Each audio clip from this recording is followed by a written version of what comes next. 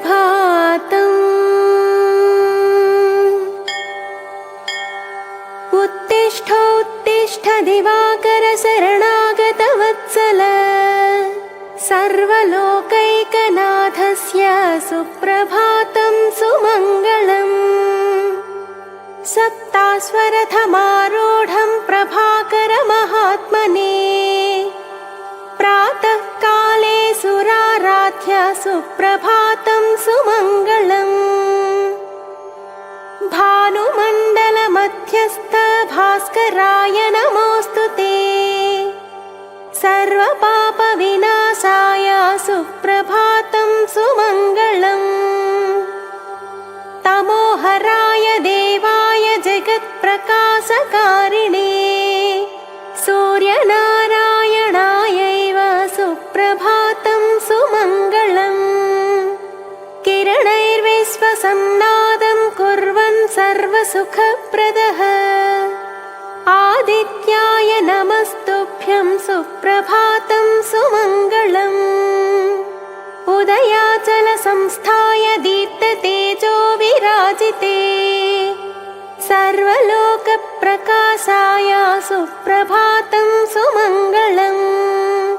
सप्तलोकप्रदीपाय सप्तरश्मि समन्विते, सर्वदुःखविनाशाय सुप्रभातं सुमङ्गलम्।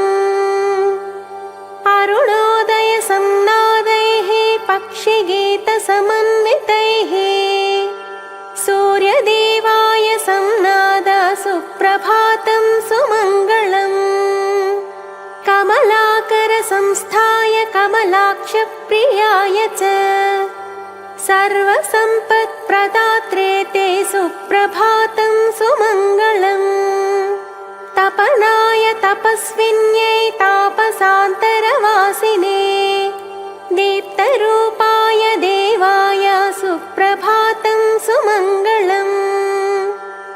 सर्ववेदस्वरूपाय सर्वज्ञानप्रदाय च, सूर्यलोकप्रकाशाय सुप्रभातं सुमङ्गलम्। चन्द्रसूर्याग्निनेत्राय त्रिगुणात्मकरूपिणे, सर्वदेवाधिनाथाय सुप्रभातं सुमङ्गलम्। समस्तजगदानन्ददात्रे दीप्तकिरीटिने, सूर्यराजाय देवाय सुप्रभातं सुमङ्गलम्। पद्मपत्रविशालाक्ष पद्महस्तसमन्वित, सर्वरोगविनाशाय सुप्रभातं सुमङ्गलम्। धर्मसंस्थापनार्थाय धरणीप्रकाशकाय च, सूर्यदेवाय सत्याय सुप्रभातं सुमङ्गलम्।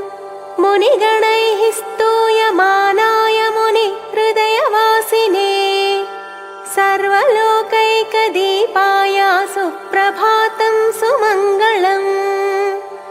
अग्निहोत्रसमुद्भूत दीप्ततेजसमन्विते, सूर्यलोकाधिनाथाय सुप्रभातं सुमङ्गलम्।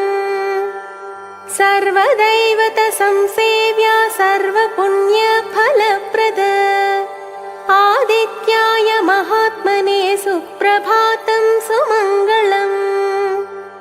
रवये रविरूपाय रविलोकप्रदीपक, सर्वशत्रुविनाशाय सुप्रभातं सुमङ्गलम्। द्वादशात्मस्वरूपाय द्वादशाक्षरमन्त्रिणे, सूर्यमण्डलवासाय सुप्रभातं सुमङ्गलम्।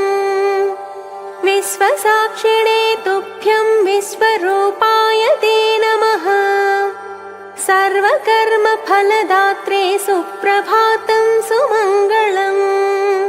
सन्ध्यावन्दनसन्तुष्टसन्ध्यारागविराजिते, सूर्यदेवाय शान्ताय सुप्रभातं सुमङ्गलम्। गायत्री मन्त्ररूपाय गायत्रीपतये नमः, सर्वविद्याप्रदात्रे ते सुप्रभातं सुमङ्गलम्